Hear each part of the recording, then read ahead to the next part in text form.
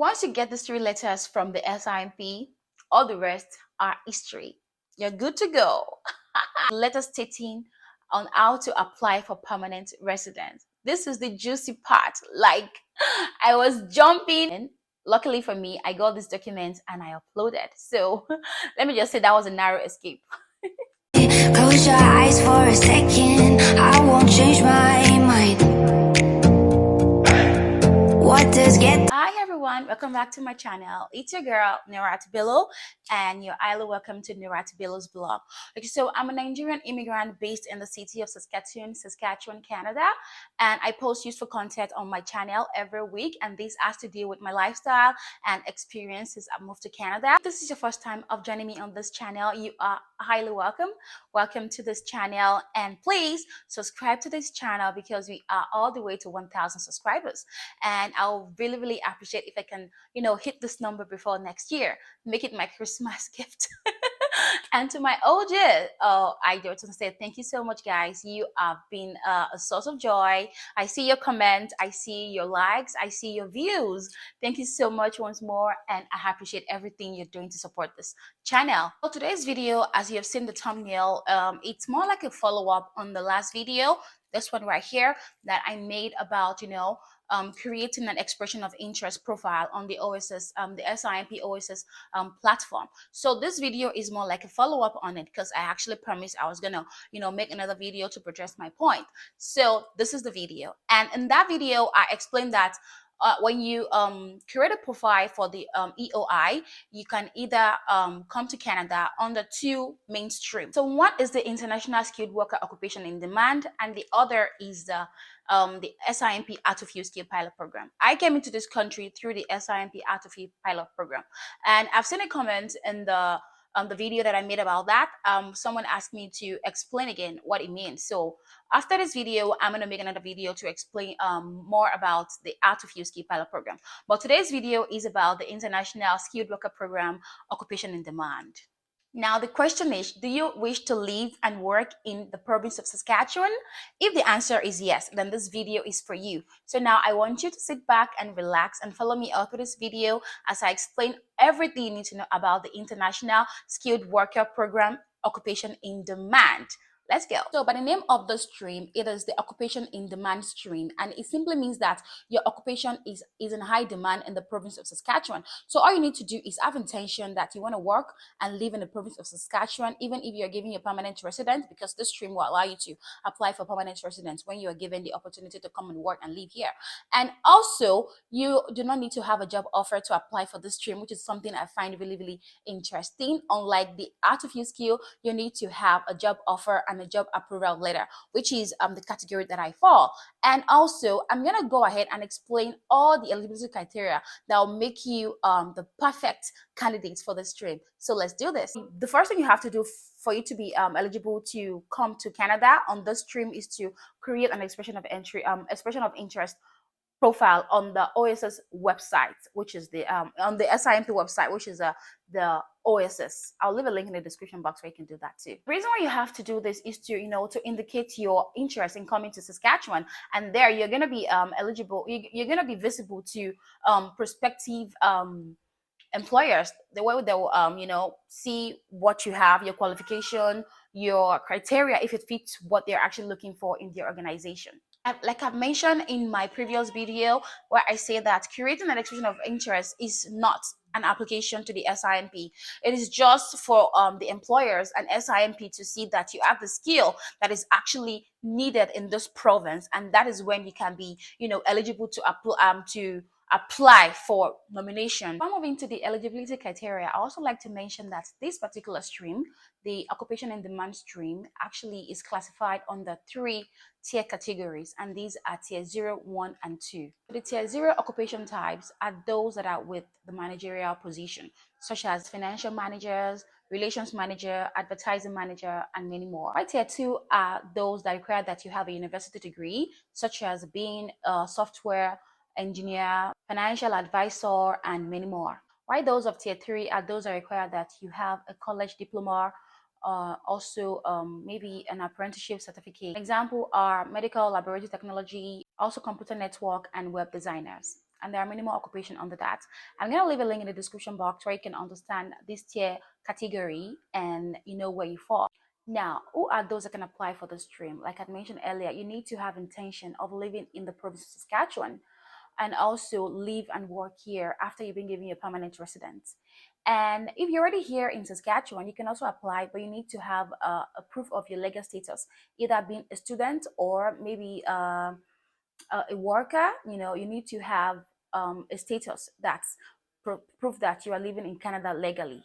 Lastly, you must also score a minimum of 60 points out of the 110 points in the SINP grade points. So now, if you remember in my last video where I explained how to create an expression of interest profile on the Oasis network, I explained that one of this occupation or one of the stream are point based, while the other is not point based. So this particular video that I'm talking about right now, the occupation in demand is point based, and this is why it does not require that you have a job offer before you apply for this before you apply to this stream. So the other one, which is the art of use skill, will require that you have a job offer and it is not point based. So you have to choose one out of the two. To be able to claim this point, you need to be assessed based on some criteria, and these are your education and training, your work experience, your age, your language ability, as well as your connection to Saskatchewan labor market. Now, if you also have a family members living in the province of Saskatchewan, you can also claim some points on that. So be try to do a due diligence, try to find out if you have someone living here already and ask them for some document to prove that yes, they are related to you either by blood or by family ties. This can also earn you more points. If you have work experience here in Canada or in Saskatchewan, this can also amount to some points, as well as if you come to school in Canada or in any school in Saskatchewan, you can also earn more points on this. So it's very important that you know where you fall. If you're already living in Canada and you are working or schooling here and you have a legal status, all of this can actually earn you more points. For you to be able to apply to this stream, you need to have a language score of CLB4, which is Canadian Language Benchmark of just CLB4. So, but I always advise that any applicant that want to apply to any stream at all, to come over to Canada or to Saskatchewan or any province at all, and they are requesting that you have a low band score, I always encourage that you aim higher, because this can actually stand you out amongst other applicants. You need to have completed a post-secondary school education, which could be university, polytechnic, or even college. Please note that your degree or diploma certificate must be in sync with your intended occupation. Now, let me break this down. Now, if you have intention of coming here to work as maybe a doctor or maybe a nurse, you need to have a degree that are in that line. You cannot have an IT degree, maybe a computer science degree, and then you have intention of coming here to work as a doctor. No, this can nullify your application. So you need to make sure that whatever you're putting out there, you need to have a document that will be in sync on your intended occupation. Another thing is that you need to have already assessed your credentials. Yes, you're going to have your own physical transcript, of course, but you also need to assess your transcript with the designated assessing body that Canada has put in place. And then we all know that we have WEST, which is World Education Service. That's what I used during my time. And also we have other one like IQAS, ICAS. All of these are body that can help you, assess your credentials. And once you assess your credentials, you're going to be sent an ECA report. This is the Educational Credential Assessment. These particular documents are also going to be requested when you are creating your profile. And for the occupations like nurses or doctors or other occupation that will require that you have a license to practice, you need to apply to Saskatchewan licensing office for them to give you the licensing document so that you can also upload this. Because on the Oasis website, some occupation will require that you have license before you can practice here in Saskatchewan. So it's very, very important that you check this out and provide and ensure that you already have this license, your license to practice here in Saskatchewan. Now, and for work experience, all you need is to have at least 1 year paid work experience that allow you to work for at least 30 hours per week. And this also has to be in your intended occupation. Take, for example, you want to come over and work as a let's say software developer or a software engineer, you need to already have a 1 year paid work experience in your country and in this role. And also it needs to tally with your education. Yes, like I mentioned during the education part, that you need to have your education has to sync with your intended occupation. Same thing applies to this work experience. Your work experience has to be in sync with the intended occupation that you want to come over and work here in Saskatchewan. And this has to be a paid work experience. Another important thing to note is that your occupation must be in high demand at the time you're applying. So to do this, I'll leave a link in the description box where you can check out the occupation that are highly required in Saskatchewan. This will allow you to know either if you fall on this category or not. Because oftentimes some occupation that are in high demand get filled up and they are no longer needed in Saskatchewan. So if you apply at the time that they're no longer needed, you might just be in the stream, and this can actually frustrate people or frustrate applicants.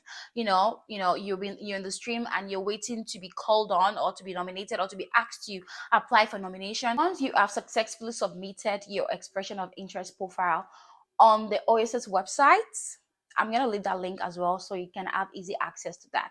You are going to be entered into the pool of eligible candidates. So in this pool is where you are going to be assessed based on the point that you've acquired, and these are based on the categories that I've explained, such as your age, your training and education, your language ability, your work experience, and the rest of them. So once you've been able to acquire some points, the greater the point you have, the higher your chances of getting an ITA, which is the invitation to apply for permanent resident. So all of these are going to happen in the pool. So I would advise that you do not rush to submit your profile. I will encourage that you ensure that you do your homework, ensure that you have everything you need to do this, getting your ACA report, you know, already written your IELTS, do everything that you need to do, get your license, and then you just apply and then wait to be invited to apply for permanent residence. Be sure to upload all your documents in PDF form only. Once you receive an invitation to apply for permanent resident, you are going to use the same profile that you created for your expression of interest to apply for nomination, and after that you can now proceed to apply for your permanent resident. There are different sections on the Oasis website where you are going to be required to upload different documents to support your claim. At different section, you need to save your work before proceeding to the other section to avoid misplacing your documents. Once you're done filling all your application, then you submit and you pay the application fee of a non-refundable fee of a 350 Canadian dollars. So once you submit, you're going to get a confirmation email from SINP telling you that they have received your application. So once you're done submitting, the SINP might also request for more documents to further assess your work experience. And during my time, I was asked to provide a pension funds document and tax return document, and I was given 10 days to do that. Trust me guys, this thing actually threw me off balance because at work I wasn't given this document, and I tried to get it, but I couldn't get it at the time.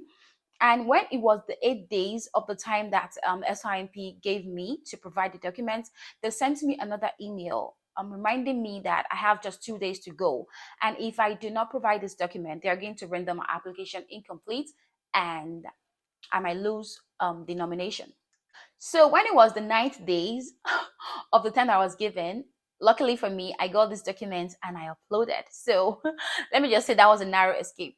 So after submission of all of these documents, then the SINP are going to carry out some assessments on your application, criteria assessment, lots of different checks. But you can always go on your application to check out the stages that they are, to check if you are asked to provide whatever document it is they need, and you can keep checking. And also you can call SINP.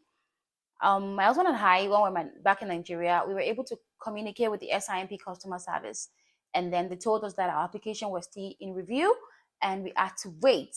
So once your application is approved, you're going to receive 3 powerful emails from the SINP, and these are the SINP nomination approval letter, the SINP work permit approval letter, that is if it's applicable in some cases, and also the letter stating on how to apply for permanent residence. This is the juicy part. Like, I was jumping everywhere when I got this letter, and I was so happy, and I knew that this is the beginning of something great in my life.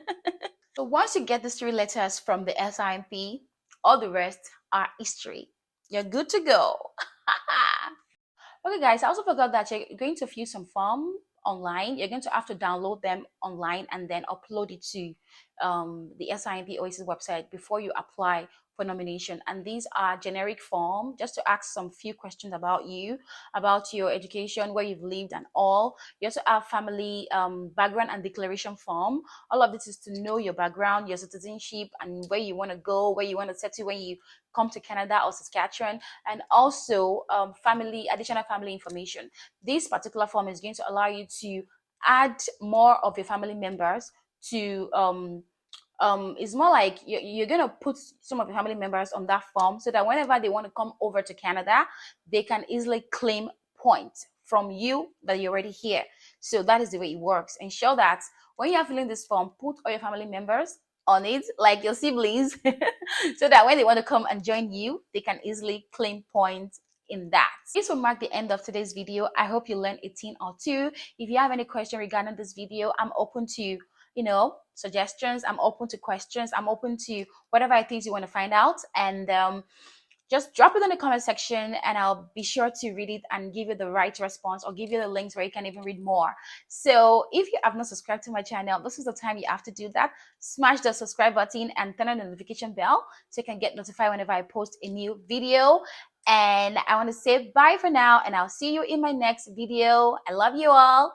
Bye.